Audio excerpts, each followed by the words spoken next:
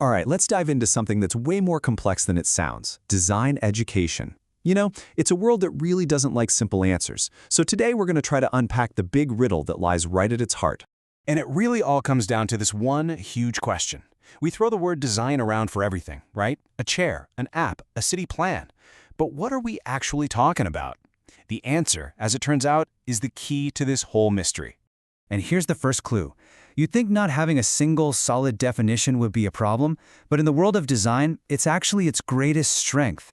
This quote nails it by celebrating that conceptual instability, the idea that design can be a whole chorus of different things all at once.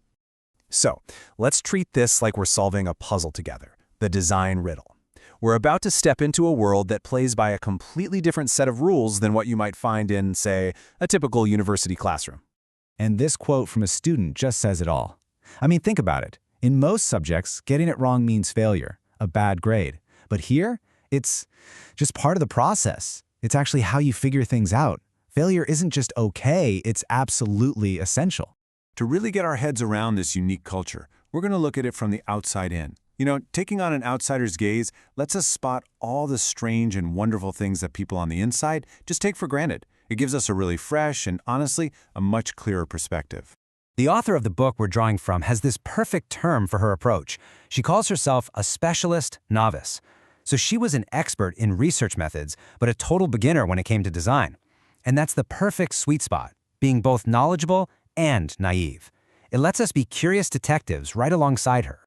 Okay, so who exactly is a designer? To get a better handle on this, we're going to look at three really powerful archetypes, kind of like different faces that have defined what it means to be a designer over the years. First up, you've got the designer as this almost mythical hero. This is the big-picture thinker, the pioneer, on a grand mission to literally shape a better world for all of us. I mean, listen to this quote from 1960. Knighted by the gods. It's so dramatic, right? But it perfectly captures that epic sense of purpose. It's not a job, it's a calling. The designer is this visionary figure shaping the future. Now, let's shift gears to our second phase. This one moves away from those grand visions and gets much more personal, more empathetic. Here, the designer is a kind of healer, someone who diagnoses and solves very human problems. And this analogy from Norman Potter is just brilliant. Think about it. Like a doctor, a designer has to carefully observe and understand a problem. That's the diagnosis. And then they have to propose a solution. That's the prescription. It frames design as this deeply ethical service to people. And that brings us to our third archetype, the designer as storyteller. The idea here is that in a world just flooded with stuff, the real job of a designer is to create meaning, to tell a story through what they make. As Dion Sujic points out, the word designer has kind of lost its punch, right? It's been co-opted by marketing and consumerism. So to get that meaning back, designers can't just make another product. They have to weave a story into it, creating something that connects with us on a much deeper level.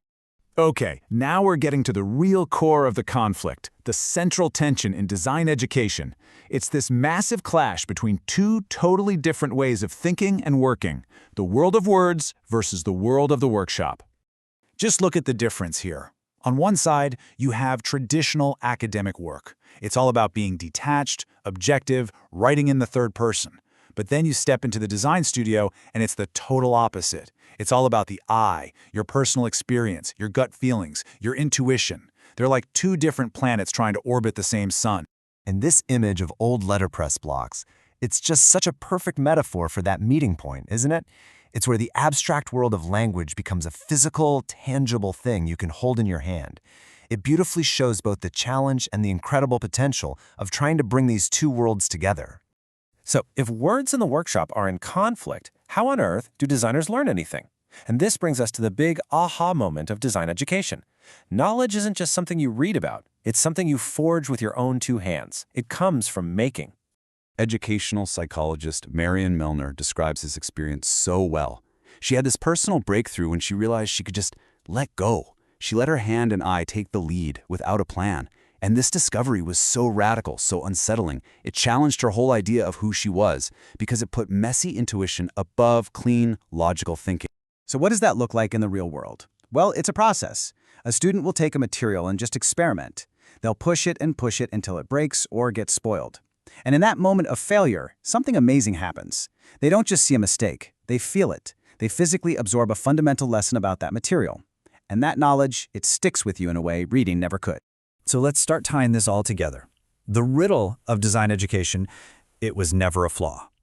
The answer to the riddle is that design simply represents a fundamentally different way of knowing. It's a way that trusts the journey more than the map. So, here's what it all boils down to. This designer's way of knowing. It's about being okay with not having all the answers, tolerating ambiguity. It's about letting wonder and surprise guide you. It's about seeing failure as data. It's about embracing your gut feelings. And maybe most importantly, it's about trusting the messy, unpredictable process, not just a neat and tidy plan. And that really leaves us with one final big question. We live in a world that craves certainty, that wants predictable outcomes and clear answers. So what can we all learn from a group of people who have mastered the art of not just surviving, but actually thriving in the beautiful chaos of the unknown?